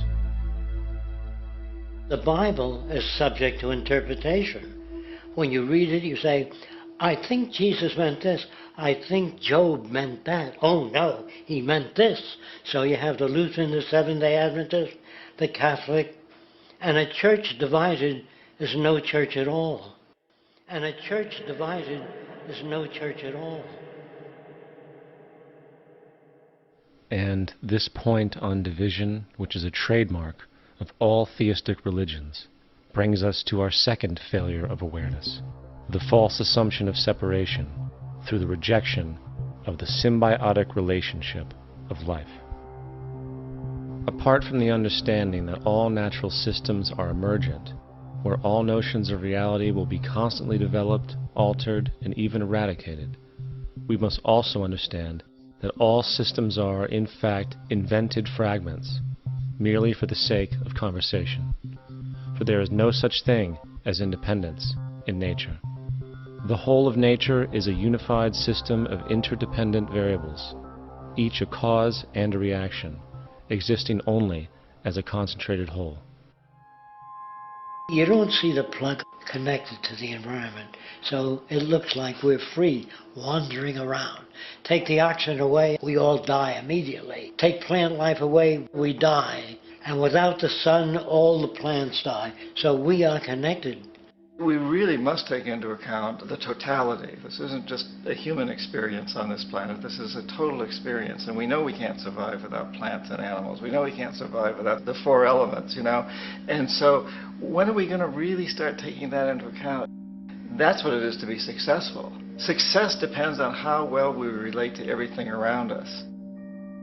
I'm very aware of the fact that my grandson cannot possibly hope to inherit a sustainable, peaceful, stable, socially just world unless every child today growing up in Ethiopia, in Indonesia, in Bolivia, in Palestine, in Israel also has that same expectation. You got to take care of the whole community or you're going to have serious problems. And now we have to see that the whole world is the community. And we must all take care of each other that way. And it's not just a community of human beings. It's a community of plants and animals and elements. And we really need to understand that. That's what's going to bring us joy, too, and pleasure. That's what's missing in our lives right now. We can call it spirituality, but the fact of the matter is joy comes from that bliss of connectedness. That's our God spirit. That's that side of ourselves that really feels it. And you can feel it deep inside you. It's this amazing, wonderful feeling. And you know it when you get it. You don't get it from money. You get it from connection. Now, if that isn't a hazard to this country, how are we going to keep building nuclear weapons? You know what I mean? What's going to happen to the arms industry when we realize we're all one? It's going to fuck up the economy. The economy that's fake anyway. The economy that's fake anyway. The economy that's fake anyway. The economy that's fake anyway. The economy that's fake anyway. Which would be a real bummer. You can see why the government's cracking down on the idea of experiencing unconditional love.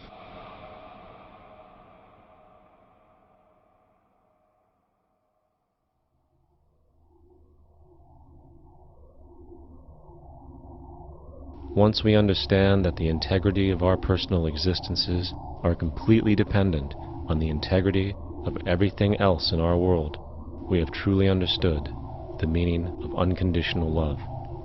For love is extensionality, and seeing everything as you and you as everything can have no conditionalities. For, in fact, we are all everything at once. If it's true that we're all from the center of a star, every atom in each of us from the center of a star, then we're all the same thing. Even a Coke machine or a cigarette butt in the street in Buffalo is made out of atoms that came from a star. They've all been recycled thousands of times, as have you and I. And therefore, it's only me out there. So what is there to be afraid of? What is there that needs solace-seeking? Nothing. There's nothing to be afraid of because it's all us. The trouble is we have been separated by being born and given a name and an identity and being individuated. We've been separated from the oneness, and that's what religion exploits, that people have this yearning to be part of the overall one again. So they exploit that. They call it God. They say he has rules. And I think it's cruel. I think you can do it absent religion.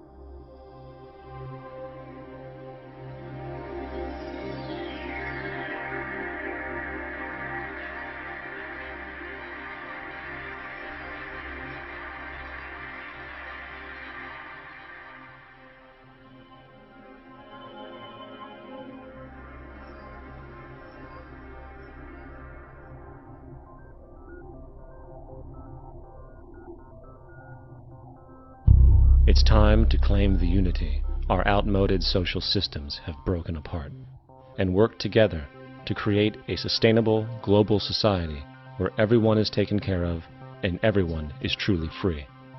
Your personal beliefs, whatever they may be, are meaningless when it comes to the necessities of life.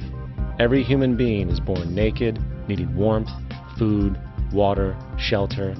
Everything else is auxiliary. Therefore, the most important issue at hand is the intelligent management of the Earth's resources.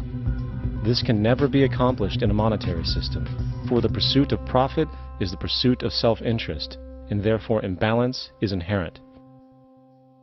Simultaneously, politicians are useless, for our true problems in life are technical, not political. Furthermore, ideologies that separate humanity, such as religion, need strong reflection in the community in regard to its value, purpose, and social relevancy. Hopefully, through time, religion will lose its materialism and basis in superstition and move into the useful field of philosophy. The fact is, society today is backwards, with politicians constantly talking about protection and security rather than creation, unity, and progress. The U.S. alone now spends about $500 billion annually on defense. That is enough to send every high school senior in America to a 4-year college. In the 1940s, the Manhattan Project produced the first true weapon of mass destruction. This program employed 130,000 people at an extreme financial cost. Imagine what our life would be like today if that group of scientists, instead of working on a way of killing people, worked on a way to create a self-sustaining, abundant world.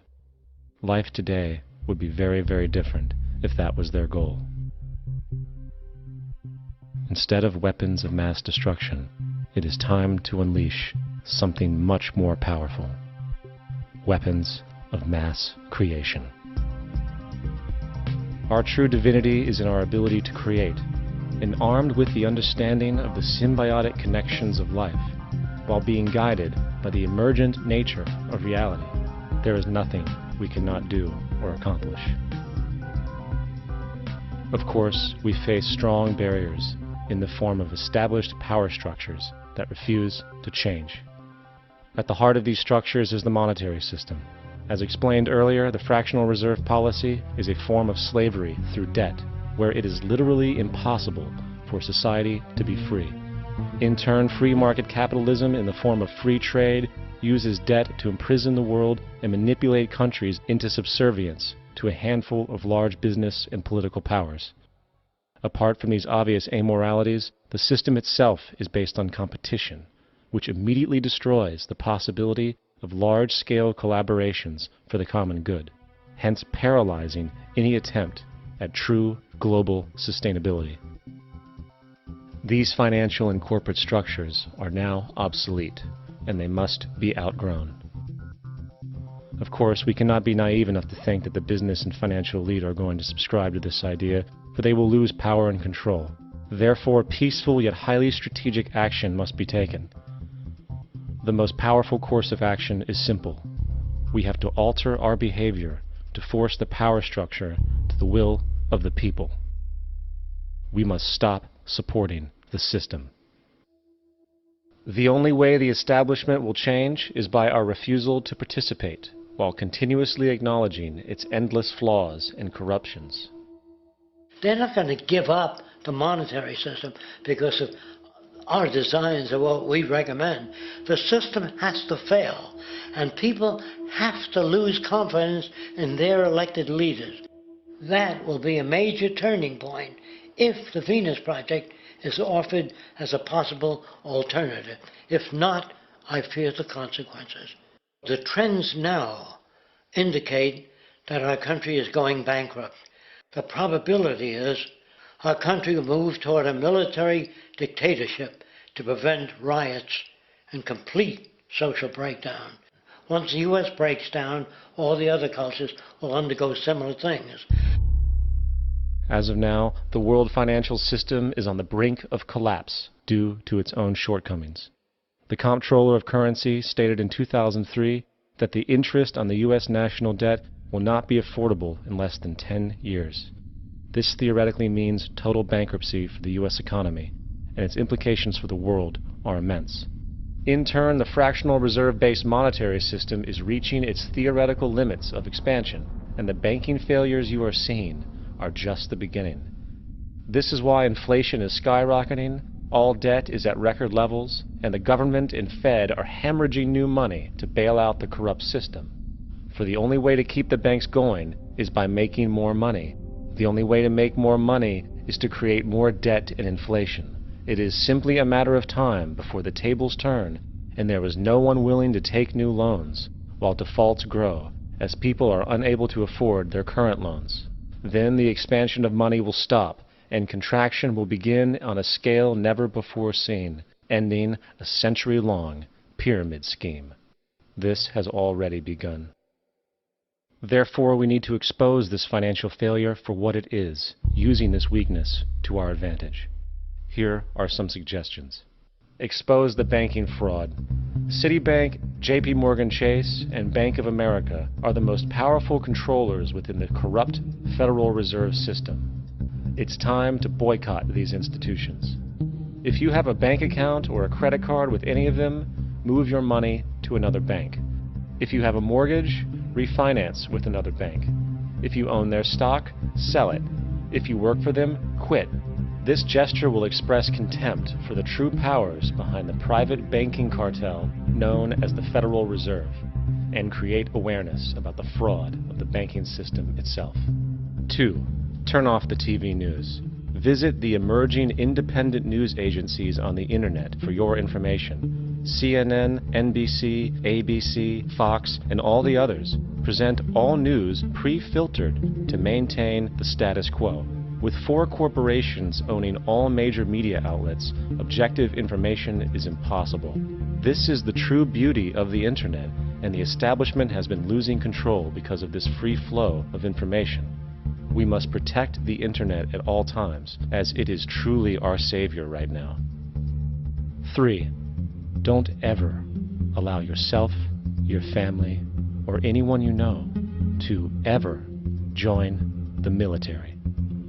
This is an obsolete institution now used exclusively for maintaining an establishment that is no longer relevant. U.S. soldiers in Iraq work for U.S. corporations, not the people. Propaganda forces us to believe that war is natural and the military is an honorable institution. Well, if war is natural, why are there 18 suicides every single day by American veterans who have post-traumatic stress disorder?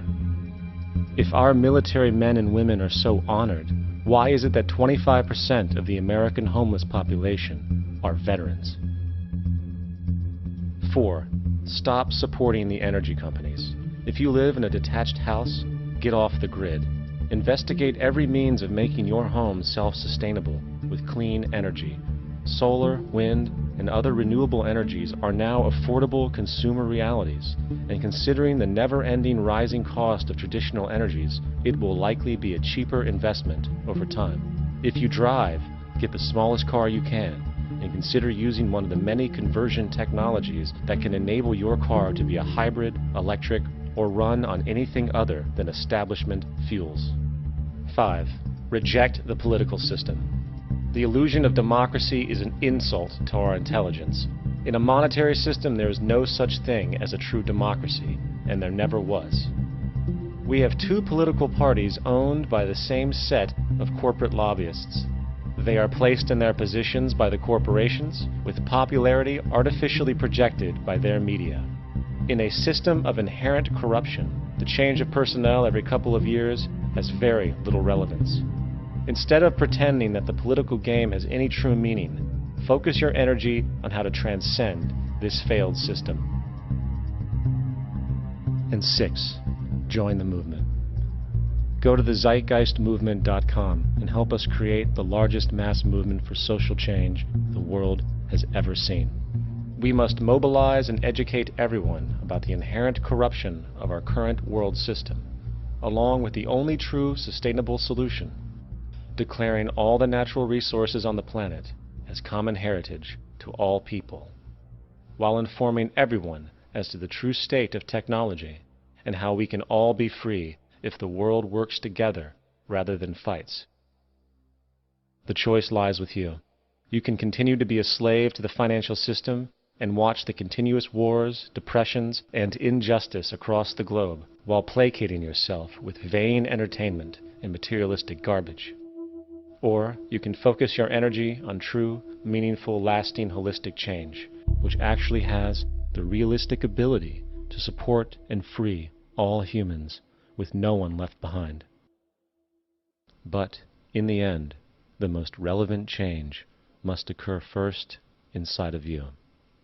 The real revolution is the revolution of consciousness, and each one of us first needs to eliminate the divisionary, materialistic noise we have been conditioned to think is true, while discovering, amplifying, and aligning with the signal coming from our true empirical oneness.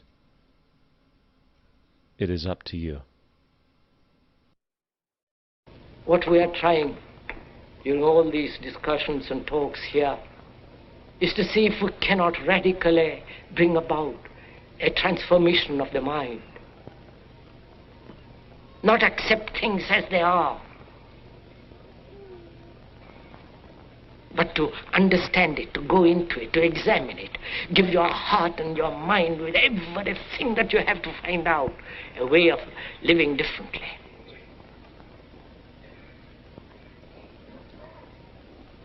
But that depends on you and not somebody else.